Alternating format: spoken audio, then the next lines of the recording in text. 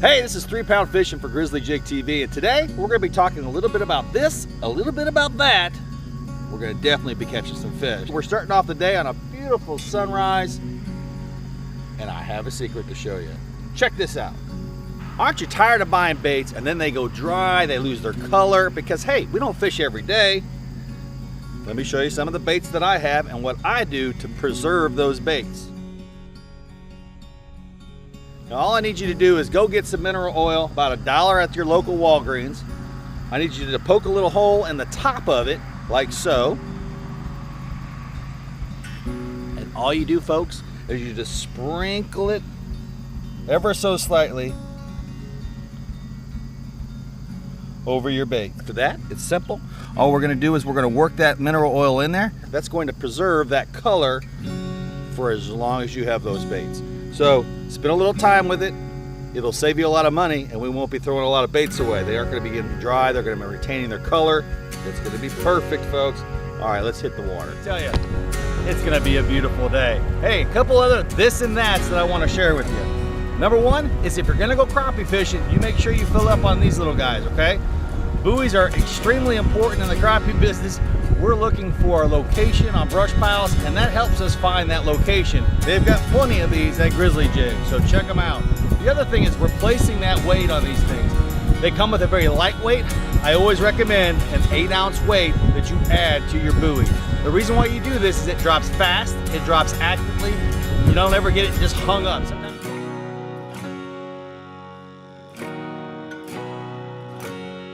All right, because this is a this and that episode, we're gonna catch some fish, but we're also gonna teach you some things, at least for the guys that are just starting out with crappie fishing. This is Matt from 3 Pound Fishing for Grizzly Jig TV, and important tools of the trade. A 10-footer, we've got a great selection of Grizzly Jig, your buoy with its weight replaced, and of course the mineral oil. The other thing you wanna consider is you wanna keep your bait alive, okay? So if you're gonna go out there and fish with minnows, and that's what we're gonna be doing today, you need to get one of these type of coolers, something that keeps that live bait alive through the heat of the summer. Very important. So I choose the Ingle, the 19 quart. I've got my minnows in here. I always keep the water chilled, so I bring some bottles with some ice in them. So as the temperature goes up during the day, I put those bottles in here to keep that water nice and cool. That will keep your minnows alive throughout the day. Now I'm using my electronics right now. I'm using a Helix 9. I am going to one of my GPS points on the lake, and I'm gonna mark it with my buoy. I'm not gonna be throwing that buoy directly on the target. I'm throwing it off to the side. So you notice that I threw it just off to the back side of it. Because what I wanna do is I want to troll into the wind. I want my nose into the wind, and I wanna be trolling to that buoy. That's always my goal, is always trolling to the buoy. I want the buoy on that far edge of the brush pile.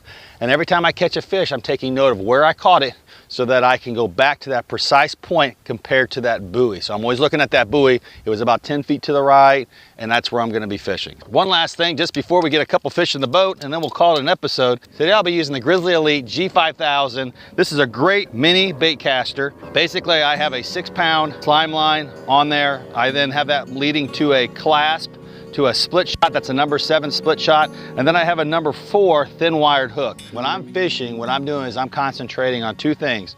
I'm looking at my graft. I want to know what I'm looking at directly under my trolling motor, but I'm also always focused in on the line. So a good high vis line is very important when you're out here fishing these brush piles. I can't emphasize it enough how many times I've actually, I've seen a lot of times where my line will just crinkle up, meaning that fish has gone up. So I'm just focusing on that line, whether it goes left or right. Does that make sense?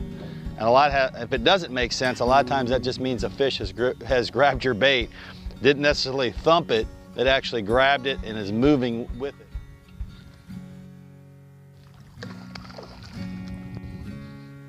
All right there, folks. It's a good start.